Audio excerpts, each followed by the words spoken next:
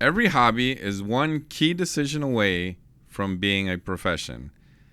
This show is about finding that question and hopefully answering it intentionally. Welcome, everybody, to the Cheeseburger Lens. My name is Jorge Arteta, and I went from the real world to my two hobbies, golf and photography. Today, we have our guest. I am very happy to introduce to everybody, Thomas Rawley. Thomas, how are you doing today? I'm doing great, George. How are you? Thanks for being with us. So I've known you for a while now. You've done some editing and some studio work, and you are a student at the University of Central Florida here in Orlando, and you are a junior. So why don't you tell us a little bit about yourself and your background and kind of how you got here today? Yeah. So as you mentioned, I am a student right now at the University of Central Florida. Enjoying that a lot. They've got one of the biggest film programs in the world right now in terms of number of students. So just a lot of resources there. Have been really blessed with some of the professors and stuff that are there. Grew up in the panhandle of Florida, like the northwest kind of corner in Pensacola. Spring break area to a lot of northerners. Yeah. No, and I love Pensacola. It's awesome. It's pretty much dead in the middle between New Orleans and Tallahassee. Okay. So if that gives you any sort of perspective. Okay. Grew up the youngest of 9. Wow, 9 kids. That is beyond the Brady Bunch, everybody. Yeah, bless my parents, because I don't know how they did it. Started kind of off in the film world. I had one of my lifelong best friends. We actually met. Our moms were walking strollers. And that's how we met. Really? So I've known him longer than before I can remember. Okay. Pretty cool. But his dad was a big movie buff, and he was really into kind of that 80s era of, you got your Star Wars and your Indiana Jones and just those big tentpole films, and really kind of brought us into that world. And in fact, kind of my first real experience was people make movies. Was he had his own little mini DV camcorder. Wow. And he made a Indiana Jones fan film with 6-year-olds as the main stars. Wow. So my friend Jake, he played Indiana Jones. I played his little sidekick. We were maybe 6, maybe 8 at the time. Uh-huh. And it was just a lot of fun, and I had a lot of fun with it. So from there on out, we had little iPod touches, and we made a James Bond movie and a Vietnam War movie and all this little stuff. Okay. And then I moved in middle school, and we kind of just with the distance, we weren't walking down the street and hanging out every day. Mm-hmm. And then kind of as fate would have it, we ended up back on the same rec soccer team. Oh, really? Kind of out of nowhere. Yeah. Okay. Very cool. And that was, I don't know, maybe 7th grade, 8th grade, kind of those later middle school years. Okay. And just kind of was man, we should make a movie again. Let's, I don't know, maybe take it a little bit more seriously this time. Kind of try to make it good, I guess. And got a little Canon DSLR off of eBay for $100. Okay. And wrote a script and just started. We kind of made our own fake little production company and just started making short films from there. Wow. So that's a pretty cool start. Now, a couple of quirky things about you that people may not know about. What is the story about mayonnaise with you?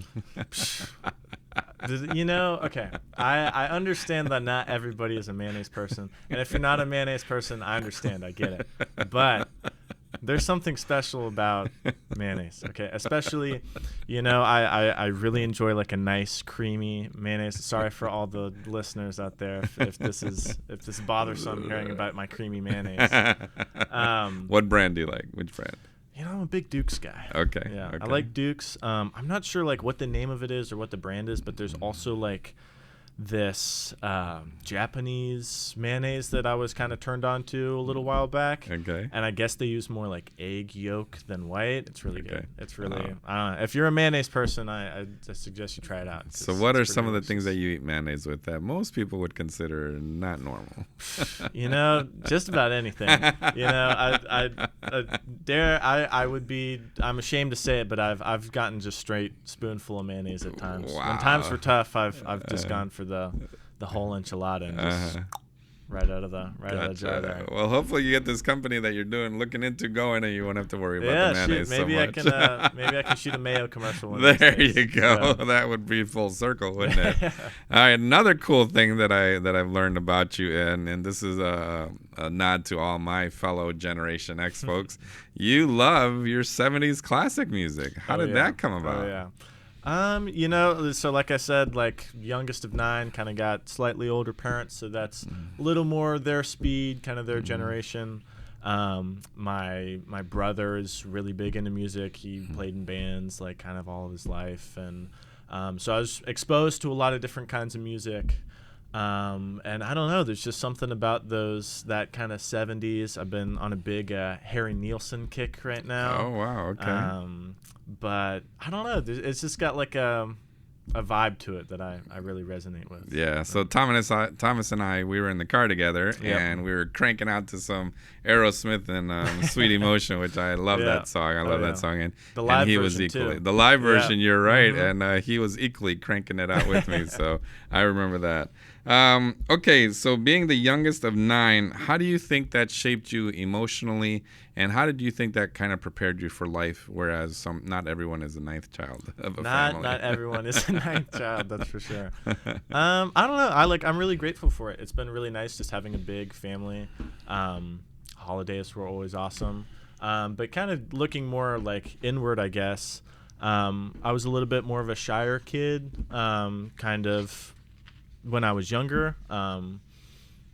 And I was a little bit more reserved and kind of just observing. So I was like, okay, like this is what this sibling is doing, and this is how this sibling is doing, and everybody, it's kind of interesting. The bigger family you have, it's just everybody has taken kind of a different path, and I think that's really given me a lot of perspective.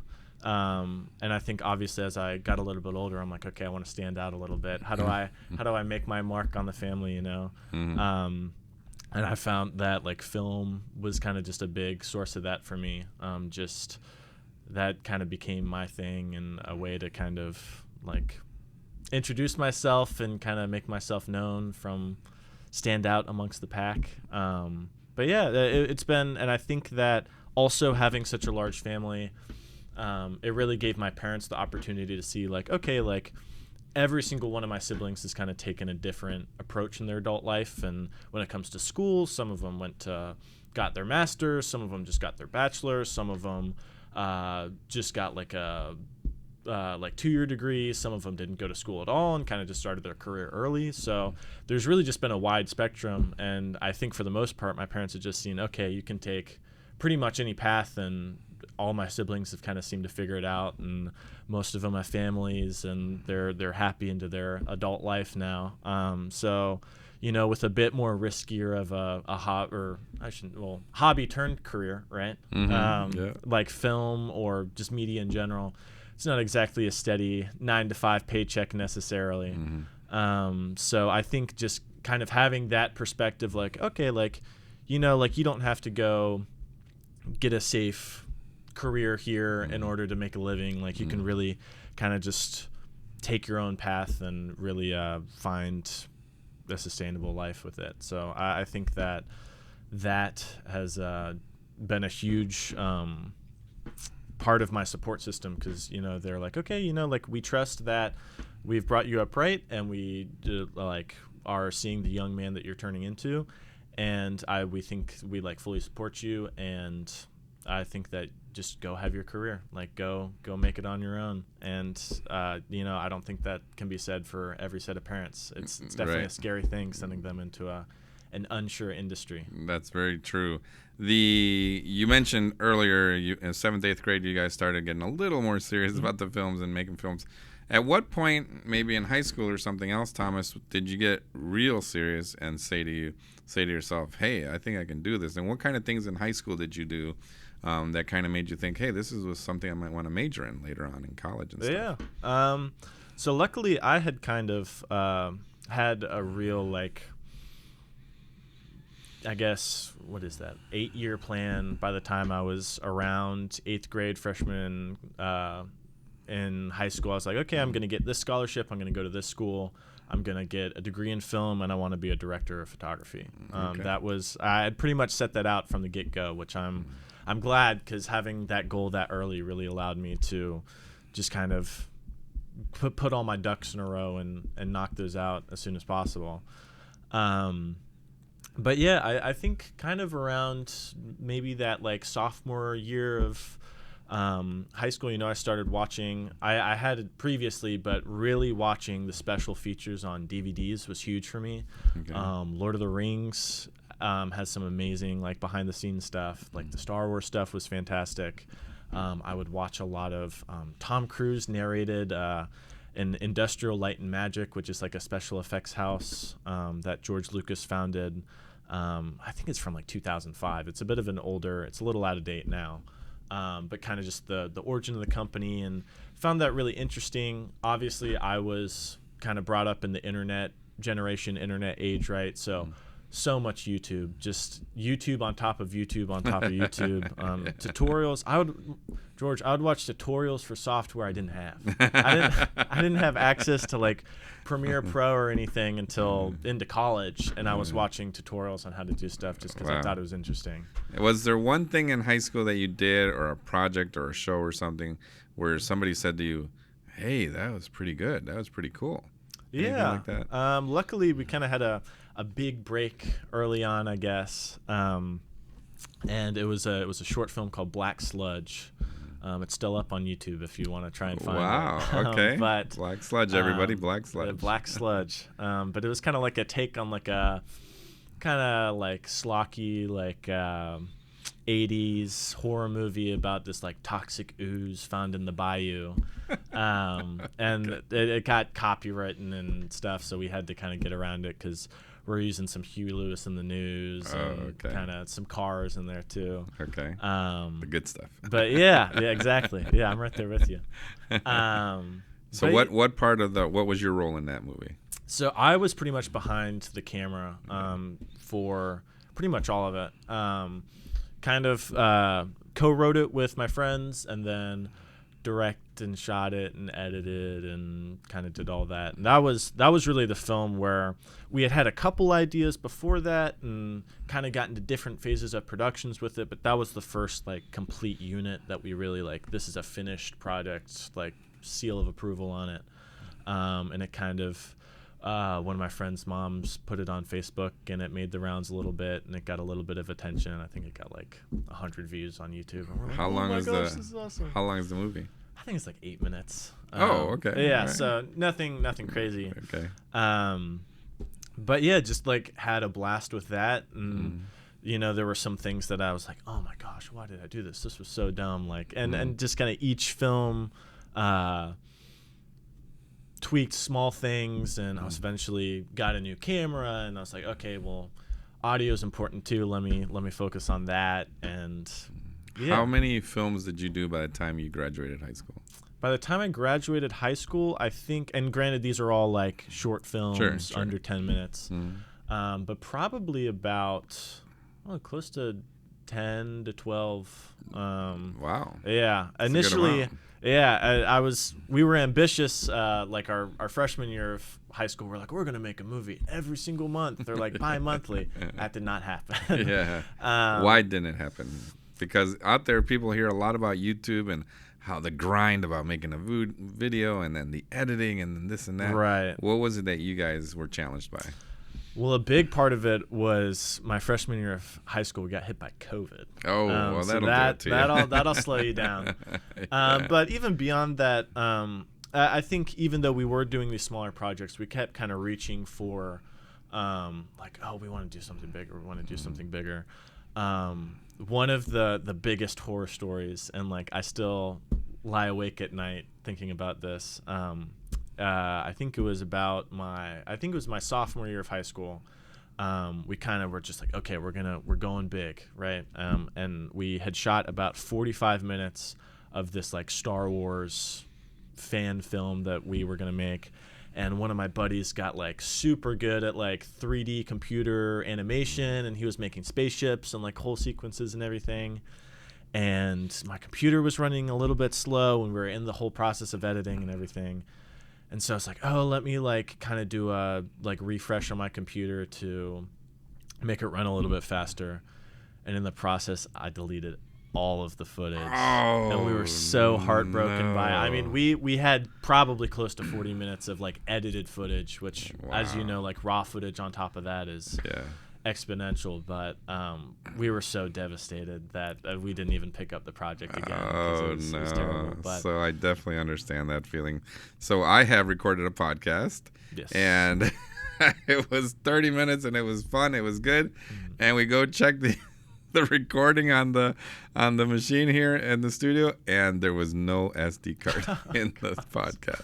And so I definitely understand that. I'm sure a lot of people out there have stories of their own, but that is man. So when did you guys say, okay, forget about it, let's go to the next one?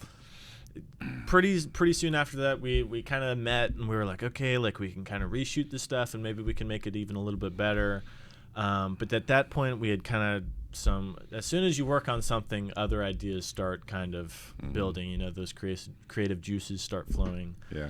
So we kind of just had our eye on other things, and we were just so bummed by losing it. We're like, okay, well, maybe just on to the next thing and cut our losses. And we still have a trailer for it. That got out before the deleting, and I think I sent them like a rough cut of something to like kind of get their feedback on it. And so that's in the ether somewhere in like a text thread or something. But gotcha. Terrible quality, but it's out there. So at least we have something. Right, there's proof. Exactly.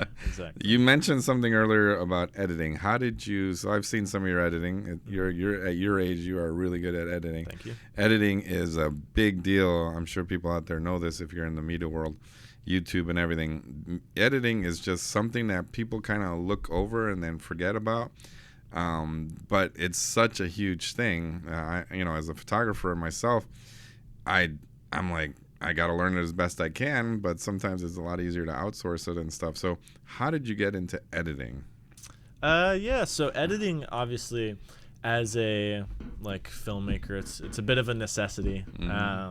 Can't just shoot your raws and stick them together. So I think going way back, it started in maybe like iMovie or something like that, editing on a phone. And then as we were getting more serious about the films, there was a program called Hit Film, which was like kind of like a effects editing. It wasn't that great. Maybe it is now, but if it still exists, I don't know. Never heard of it. And then at some point, I think around... I think Black Sludge might have been the first film that I edited on DaVinci Resolve. Okay. And that was in 2018 or 2017. So I think that was like DaVinci Resolve 14, somewhere around there. So 8-9 years ago. Okay. Yeah. Gotcha. So a little bit. If you had to give one piece of advice to people that want to become good editors, what would it be? There is such a wealth of information on YouTube and tutorials and different, like there's different people making the same tutorial, so you get multiple kind of, I like doing things this way and I like doing things this way, and just really just be a sponge. That unfortunately, like there's not a whole lot of excuses anymore to not really learn that kind of stuff. The gatekeepers of the industry are kind of being torn down, at least on the base level. So it's not like, I have to go buy this super expensive thing. It's like, DaVinci Resolve is free, or at least for the free tier, right? Which is incredible. I didn't buy the paid version until a couple months ago. So I had just been editing on the free version for years. But I think they even have like an iPad app. So it's kind of hard not to just be like, really just editing is sluggish. I'm not gonna lie. It's not my favorite part of production, but it is a necessary evil. Because you're telling the story. Like you literally could change either you can go left or right on a certain story based on editing, and and I find that just fascinating. That it's just not about the video that you took or the pictures that you took. It's like really which way is the editing going. So that's really amazing. Is there a certain point in the last couple of years or so when did you have an aha moment, Thomas, or did you have a certain day when you're like, I think I can make money doing this? Editing, production, media, whatever it was. Was there ever a certain time, or was it more of a build-up sort of thing after a few projects here and there? Yeah, I mean, there was definitely, it was a bit of both. So obviously gradually, especially in the YouTube world, a lot of those guys are like freelancers, the people making those videos, and you'd see the behind the scenes of them on set or editing, and you'd hear them talk about it. So it was like a concept that I had early on, but I was like, oh, like you need to somehow get clients, and I'm 16 years old, like who's gonna hire me, So yeah, kind of with time and coming into film school and meeting a lot of kind of like-minded people, starting to work at the studio was, I think maybe that was kind of the big like moment where it's like, okay, like I know people do this, but this is the moment where I think like I can do this, like it really became a tangible thing where I'm like, okay, like I can realistically reach out to clients and get work. And really, I've been honing my craft for all these years. It's time to kind of monetize it a little bit. So I think maybe even just in the past year or so has really clicked to where it's, I don't know, it always has felt just like I was one door away from, like once I go to film school, or once I learn how to edit, or once I get a better camera, like that's when I'll feel confident in my skills, or that's when the clients are going to come knocking at my door. They never come knocking at your door. You got to come knocking at their door. But it really just kind of felt like this distant dream. But in the past year or so, I'm like, okay, yeah, like my skills are at a level, and I'm working at a speed to where I think I can reasonably start taking on clients. And being here at the studio in lovely Orlando, Florida, has really exposed me to a lot of places. And I've done some work for you, and I've done some work for a couple other clients. So really, what has been your biggest challenge or fear of going on your own? Now, again, everybody, we're talking to a 21, 22, how old? 20. 20-year-old, you can't even drink yet legally, but you're talking to a 20-year-old who is thinking about his career, his life, and at 20, most of us that went to college, we were out there just having some fun, making sure you got some good grades, but I don't know how many people back then were thinking about long-term, 20, 30 years down the road, or even thinking about opening up their own thing back in the day. I think it's a lot easier access nowadays for a lot of people because of YouTube and different things on the social media. But it was way different back then. And so what has been your biggest fear or challenge about going at it alone? I mean, I know this is cliche, but I think it's got to just be like, you're not going to the 9 to 5, you're not clocking in, you're not getting your 401k match deposit, right? So and there's just like an inherent insecurity in it. On some sort of level, right? Like we're now seeing people getting their master's degree and they can't find jobs either. So I'm like, in a market where someone that's going into a quote unquote like safe industry, or getting like a safe, secure job, when they can't get a job, you might as well do what you want to do and do what you love. So yeah, I mean, like there is like not necessarily steady income. Sometimes projects dry up. Sometimes, your slow season or whatever it is. I think that's kind of the biggest fear. But I think just the way that I'm kind of setting myself up for growth a little bit, I'm hoping that fear kind of dissipates somewhat quickly. So when you go from having fun and just doing things because you're in school or whatever, to going to a career, a real profession, you're going to have to go through some legal stuff. All right. What are a couple of things that you've been dealing with in terms of the legal side of having your own business that has surprised you so far? Yeah, this is, I don't know, in the legal realm, right, because it's finances. But obviously once you set up your LLC, luckily I do have again, perspective from my family, because my dad has set up a couple small businesses, and my brothers have set up a couple small businesses. So I have kind of a pool of knowledge that I can kind of ask them questions about, like, hey, like, what's the and kind of just one of the biggest emphasis they have is, like, keep all your finances separate, all your business expenses over here, all your personal stuff over here, keep it completely black and white. Obviously, even something as sort of, when you're just shooting stuff with your friends, you're like, okay, like, we're just going to go out to this park, or we're just going to go shoot on the street corner and just kind of do our thing. But now it's like, okay, we got to get permits. We got to make sure that we're in the right place at the right time, and all our ducks are in a row, and everybody's okay with everything, and we don't want the cops getting called on us. And there's kind of just a lot more intent with what you need to do. It's not just as kind of just show up and turn the cameras on. Yeah, and waivers and stuff like that. Exactly. For people. Yeah.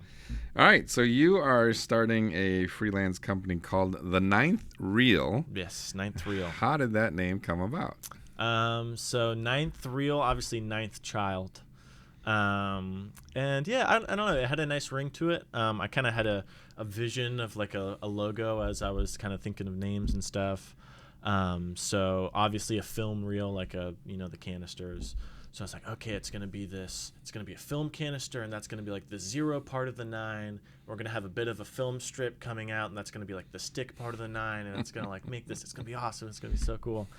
But that, and also kind of just a running joke in my family that I've always done, is like, well, like, it took them 9 tries, but my family, or like my parents got it right, So the idea of the 9th reel is like, okay, we're on the 9th one, like we're perfecting it now, like this is the perfect one. Right, kind of different than the 9th take, but I'm sure there's a lot of takes out there too.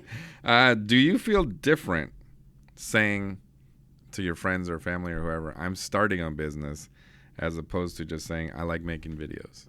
Yeah, I think that. I don't know. Like there definitely is like I feel like a bit more of a sense of responsibility. Okay. Even if at the moment, I'd love to grow it into like more of a bigger production company. Right now, it's just kind of a way to facilitate my freelance work. Again, with the legality of things and making sure my finances are in the right places. But yeah, it does kind of have like this grandiose, like, oh, I'm starting a business. But again, I don't know. Like I think a part of me still feels like I'm just kind of having fun making movies. Obviously, like there is a bit more of a degree of professionalism and timeliness and punctuality and things like that when you're working on client work. But yeah, I don't know. I think it's still a part of me still feels like I'm kind of just having fun and making movies. Well, keep that attitude. I think it'll help you profusely later on in life. You don't have a logo yet, so you're still looking at logos, and you're still moving around with that. And then I can tell you from experience, the first day that you get your business cards printed up, if you're going to get business cards, and you hand that out to somebody, it's the coolest feeling. It's like, this is my company. And, CEO. CEO, president, owner, whatever you want to call it. But I look forward to that for you. And just wish you all the best with that. What is it about video production nowadays? Because you worked here at the studio, and so you mentioned that earlier. You are probably getting some hands-on training. We've discussed this before, where you get some hands-on training here that I don't think you can get really at a school, no matter how good the program is. What has been the biggest surprise or the difference between you working here in the studio and all the different things we do here versus what some of your friends may have been going through?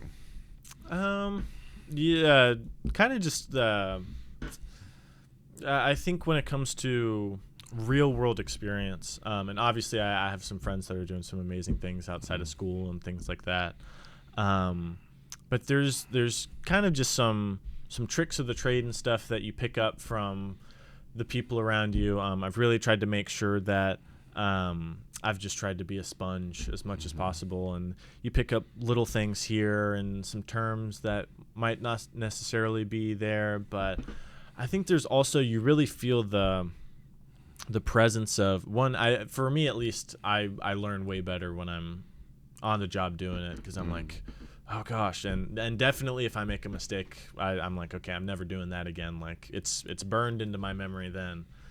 But I think sometimes in the classroom, it's easy to kind of doze off a little bit or not take it as seriously, or you're like, oh, am I ever actually gonna use this or that, but when you're there and on the job, you're like, I'm doing this, it's got to be good, it's got to be on time, and there's kind of just no excuses. Like you're kind of just on the chain there for you're accountable. Exactly. You're accountable. There's a certain amount of accountability on the job that I just don't think that you get in a classroom.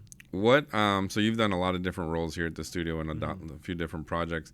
What has been your favorite role so far? Yeah. So obviously I've done a lot of edit work. I've done a lot of like assistant camera work or AC work. Usually if I had my way, you would probably find me in the grip and electric department on set. Or what is that in plain English to everybody? So in plain English, that would be, so your grip is pretty much like shaping light, and your electric is pretty much anything to do with lights and lighting. So kind of that whole world. They deal with all the support, so all your stands and all your rigging and if you're setting up speed rail or frames for, I don't want to get too technical with everything. You're setting up lighting so people can see you in a certain way. Right, yeah, right. In the simplest of terms, yeah. Okay. So yeah, there's just like, you get lunch first on set, which is always nice if you're there. If you're a college student, yes. Yeah, if you're a college student that thinks with your stomach, that's definitely a plus. But yeah, I don't know. It's very hands-on work. There's usually there is some downtime like while you're shooting, right? But you're usually pretty hands-on with each setup, and I don't know. I just I enjoy editing, and I agree 100% with you. Like it can severely. I'm working on a project right now I shot in the summer, and we are completely turning it on its head and editing it in a completely different way than what we intended it, right? Wow. But I just can't. I can't sit in a dark room all day. I can't sit in the cave. It's tough, right? It's. I shout out to all the editors out there, because you're braver than I am. I could not do that day in and day out. What has been your favorite project so far that you've worked on here at the studio? Because there's some pretty cool stuff coming out of the studio. Yeah, there we definitely some really cool. I think the big kind of marquee name that I'm like at Thanksgiving dinner or out with friends, or whenever I catch up with somebody that I haven't seen in a long time, I'm like, yeah, at the studio we just worked on a project for SpaceX. So I'm not sure if you've heard of them, but yeah, that's obviously like the big names are fun. We did do a project for SpaceX in December that was, I mean, we were working on it for months, but we wrapped it up in December, and that was a really cool experience. Pretty cool. You've also worked on some stuff. SpaceX stuff was really cool, by the way, everybody. But it was really cool to see all that. You've also worked on some stuff that potentially could go to Netflix. How does that feel? It feels really cool. Like we've had a couple projects come in, and I've been editing on most of this. I was on set a good bit doing some AC work for that too.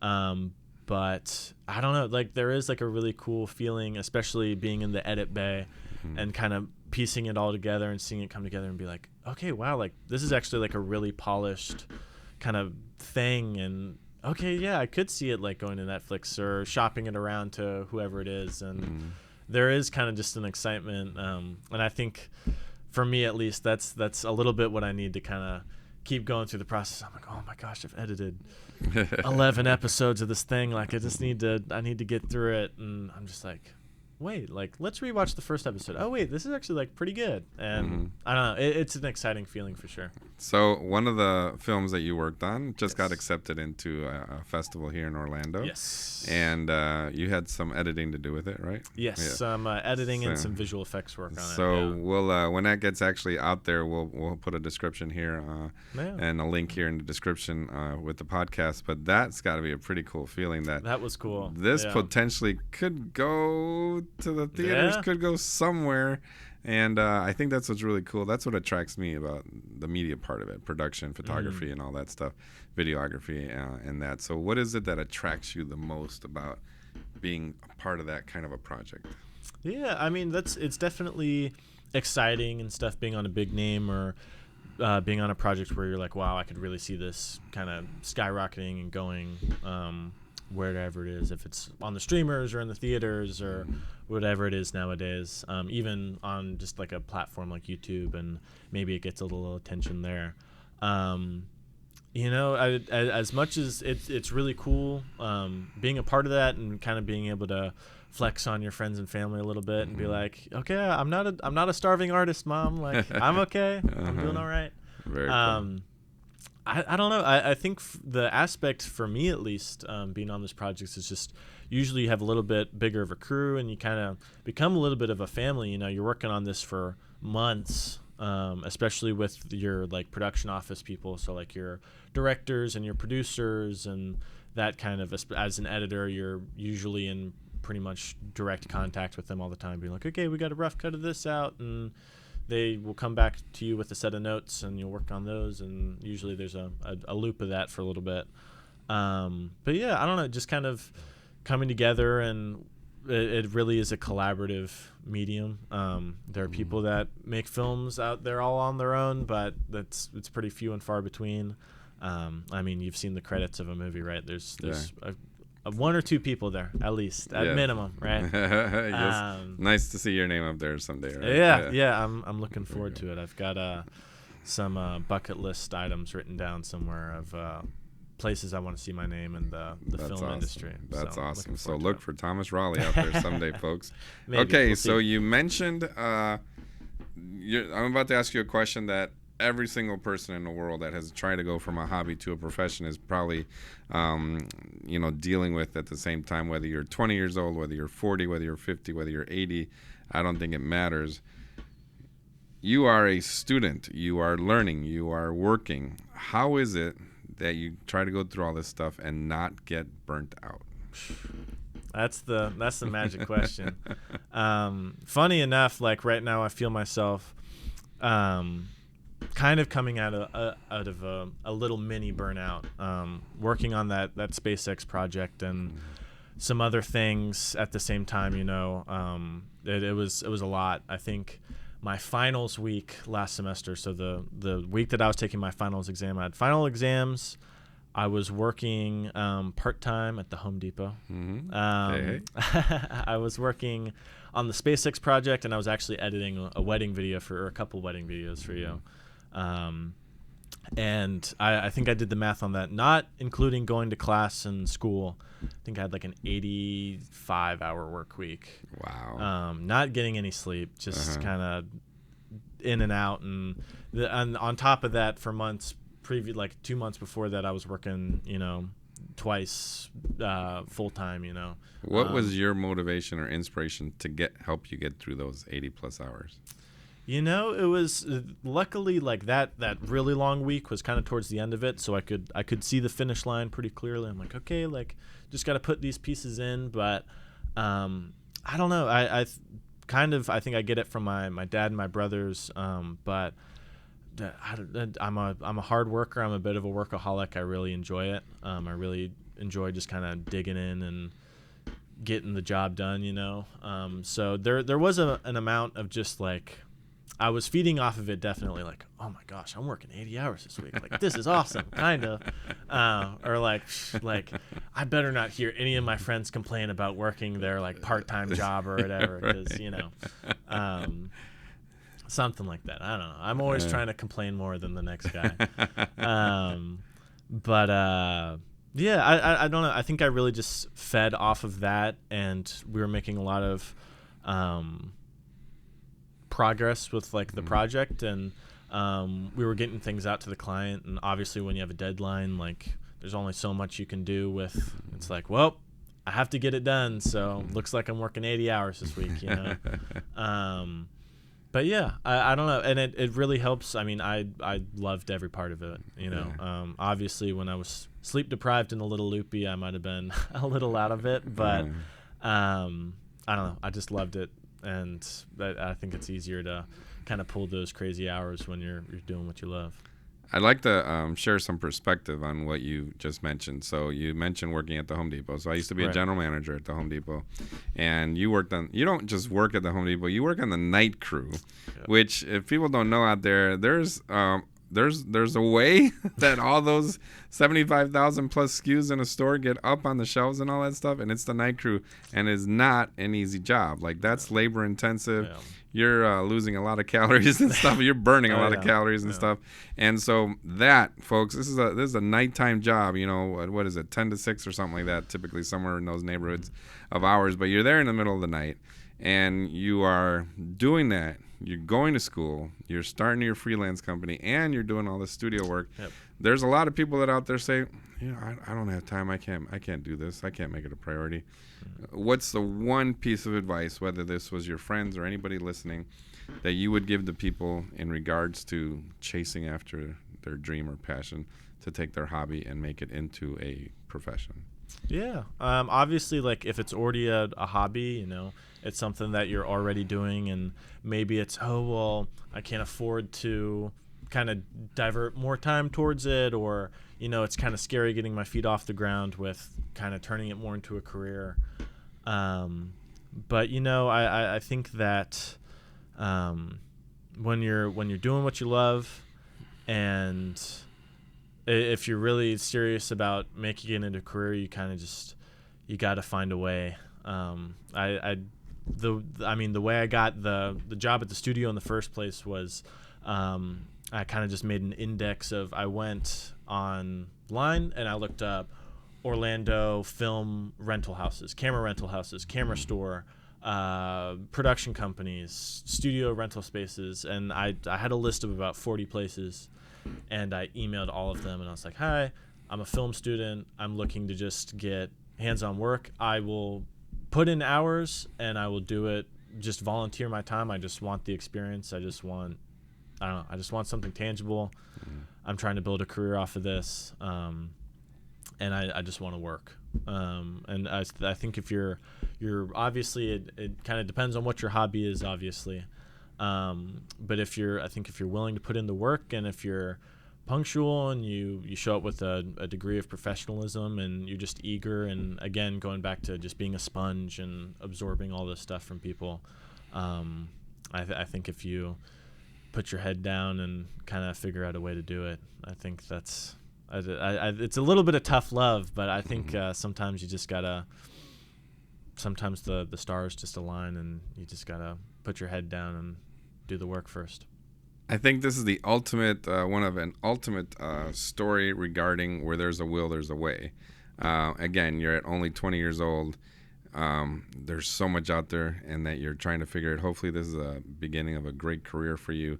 And not because you think you have it all figured out, but you're actually talking to other people, you're asking questions, and you're trying to figure out what process will get you there, which I think is I don't know if a lot of people do ask for help, but I think that is something you do. You're not scared of that, and then that's the only way to learn, right? Learn from others that were there before you. And I think you have a great shot at doing whatever it is you want to do. Thank you. Hopefully we do a podcast 10 years from now, and you're accepting a Grammy or an Oscar, whatever it is that they Oscar right there, whatever it is that they accept out on the red carpets, and then we always wish you nothing else but luck there, Thomas. Every hobby is one key decision away from becoming a profession. Here it is with Thomas, our guest. He had shared what his journey is so far. Again, he's only 20, but he's got a journey, folks, and it all started somewhere. And if you have that situation also, hopefully you can find, are you ready to turn your hobby into a career? And so, Thomas, thank you so much for your time. Thank you, George. I appreciate it. This is the Cheeseburger Lens, everybody. And until next time, ciao.